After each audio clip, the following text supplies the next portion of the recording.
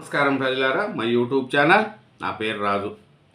వచ్చే ఎలక్షన్లో ఒంటరి పేరే అంటున్నారు బీఆర్ఎస్ వర్కింగ్ ప్రెసిడెంట్ కేటీఆర్ గారు. కేటీఆర్ గారు ఇంకా ఏం మాట్లాడినారు ఏమనేది కూడా మనం పూర్తిగా విన్నాం. వినేంతవరకు వీడియో చూడండి. అలాగే నా ఛానల్ను ఎవరైనా సబ్స్క్రైబ్ చేయని వాళ్ళు ఉంటే దయవుంచి ఒక సబ్స్క్రైబ్ చేసుకోండి, వీడియోను లైక్ చేయండి. అట్లాగే BRS party working president KTR గారు ఏం మాట్లాడుతున్నారు ఏమనేది కూడా చూద్దాం. ఎందుకంటే నెక్స్ట్ వచ్చే ఎలక్షన్లో బీజేపీకి కానీ కాంగ్రెస్కి కానీ బీఆర్ఎస్కి కానీ ఒక పరీక్ష లాంటిది. ఈ ఎలక్షన్లో 2029 ఎలక్షన్లకి ఒంటరి పోరే అంటున్నారు మన వర్కింగ్ ప్రెసిడెంట్ కేటీఆర్ గారు. అంటే 2028లోకే వచ్చేస్తాయి ఎలక్షన్లు. కాబట్టి ఈ ఒంటరి పోరులో మేమే ఇన్ అవుతాము. కాంగ్రెస్ అనేది 3వ ప్లేస్లో పడిపోతుంది, మాకు బీజేపీకే పోటీ ఉంటుంది అని కేటీఆర్ గారు చెప్తున్నారు. ఎందుకంటే వచ్చే ఎన్నికల్లో మాది ఒంటరి పోరే, కాంగ్రెస్తో కలవము, బీజేపీతో కలవము. అట్లాగే కేసీఆర్ గారు కూడా బస్సు యాత్ర స్టార్ట్ చేస్తారు, ప్రజలతో మమేకమవుతాం. బీఆర్ఎస్ పాలన చూసి ఇప్పుడు కాంగ్రెస్ పాలన చూస్తే ప్రజలకు ఇసుకొస్తుంది. కాబట్టి మేము ఒంటరిగానే పోటీ చేస్తామని అంటున్నారు మనం బీఆర్ఎస్ ప్రెసిడెంట్ కేటీఆర్ గారు, వర్కింగ్ ప్రెసిడెంట్ అండి కేటీఆర్ గారు. ఎందుకంటే బీఆర్ఎస్ గెలిస్తే కేటీఆర్ సీఎం అయ్యే అవకాశాలు కూడా ఉన్నాయి. ఎందుకంటే కేసీఆర్ గారు కొంచెం ఆరోగ్యం రీత్యా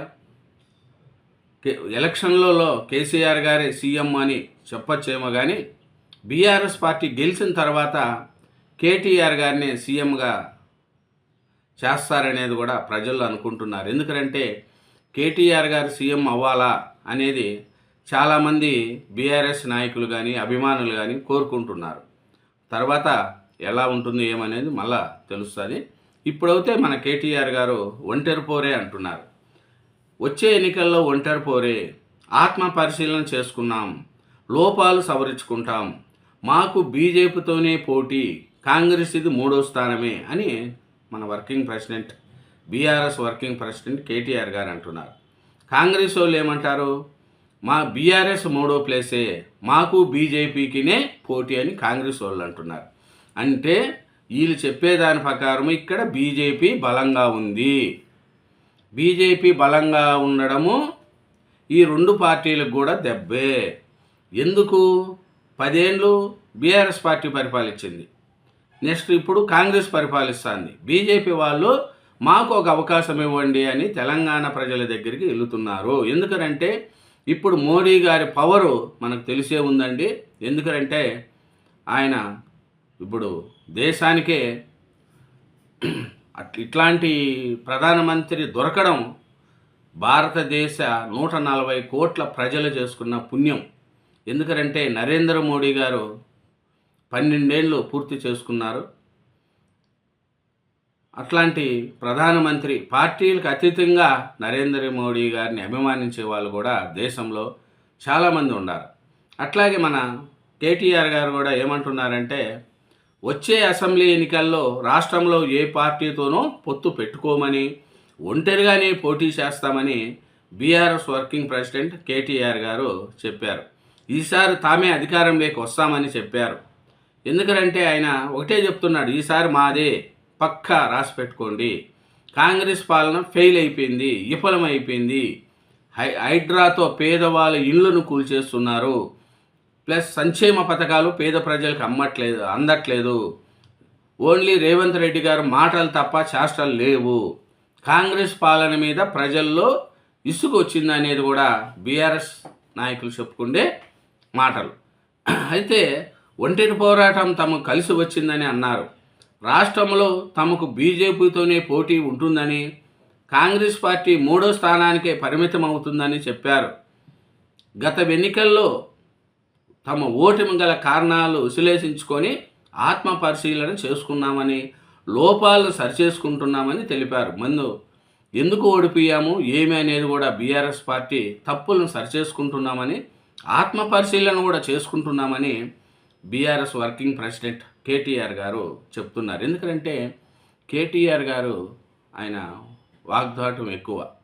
ఎందుకంటే మంచి చదువు చదువుకున్న వ్యక్తి, బయట దేశాల్లో కూడా చదువుకున్న వ్యక్తి, ఐటీ శాఖ మంత్రిగా హైదరాబాదులో ఎన్నో విప్లవాత్మకమైన కంపెనీలు తీసుకొచ్చి హైదరాబాదుకు కొంచెం చెప్తున్నా కదా, ఐటీ రంగాన్ని చాలా విస్తరించి చేశాడు మన బీఆర్ఎస్ వర్కింగ్ కేటీఆర్ గారు. అలాగే కేటీఆర్ గారు ఇప్పుడు పార్టీని ముందుండి కూడా నడిపిస్తున్నారు.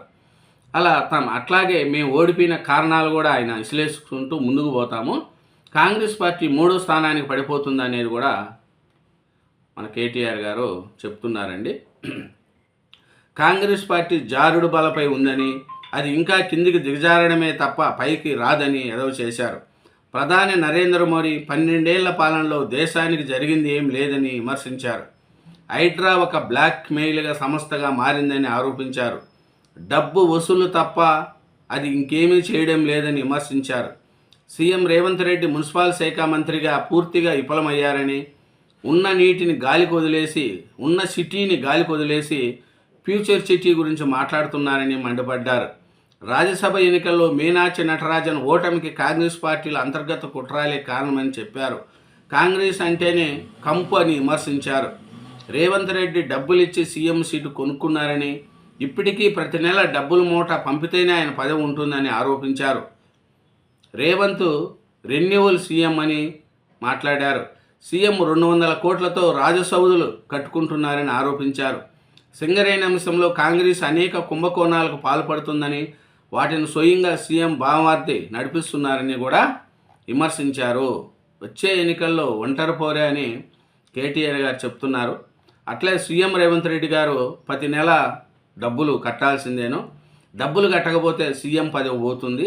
అలాగే మున్సిపల్ శాఖ మంత్రిగా కూడా విఫలమయ్యారు. కాబట్టి కాంగ్రెస్ అనేది రోజు రోజుకు దాని తగ్గిపోతుంది. కాంగ్రెస్ అంటేనే కంపెనీ కూడా విమర్శిస్తున్నారు. ఎందుకంటే ఉన్న సిటీని వదిలేసి ఫ్యూచర్ సిటీ అని మాట్లాడుతున్నారు సీఎం రేవంత్ రెడ్డి గారు. 1 గంట వర్షం పడితేనే హైదరాబాద్ సిటీ మొత్తము గజబిజ అవుతుంది. ఉన్న సిటీని వదిలేసి ఫ్యూచర్ సిటీ వైపు వెళుతున్నారు అనేది కూడా కేటీఆర్ గారు చెప్తున్నారండి. ఇప్పటికీ ప్రతి నెల డబ్బులు మూట పంపితేనే ఆయన పదవి ఉంటుంది అనేది కూడా మన కేటీఆర్ గారు ఆరోపిస్తున్నారండి. ఎందుకంటే మాకు బీజేపీతోనే పోటీ, కాంగ్రెస్ అనేది మా దరిదాపల్లోకి రాదు, అది 3వ ప్లేస్లోకే మేము సరిచేసుకుంటున్నాం. ఎందుకు ఓటమి చెందామా అనేది కూడా లోపాలు సవరించుకొని ముందుకు వెళుతున్నాం. ఈసారి అధికారంలోకి వచ్చేది పక్కా బీఆర్ఎస్ పార్టీనే. కాంగ్రెస్ అనేది 3వ ప్లేస్లో పడుతుంది.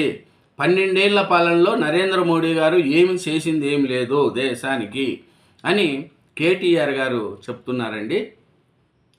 ఇదేనండి కేటీఆర్ గారు, బీజేపీతోనే మాకు పోటీ, కాంగ్రెస్ అనేది 3వ ప్లేస్లో ఉంటుంది.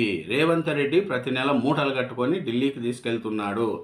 అక్కడ డబ్బులు కడితేనే ఇక్కడ ఆయన సీఎం పదవి రెన్యూవల్ అవుతుంది, లేకపోతే పదవి పోతుంది అనేది కూడా మన కేటీఆర్ గారు ఘాటుగా సీఎం రేవంత్ రెడ్డి గారి మీద విమర్శించారండి. Thank you very much. Channel subscribe చేయండి, నా వీడియోను లైక్ చేయండి. Thank you very much.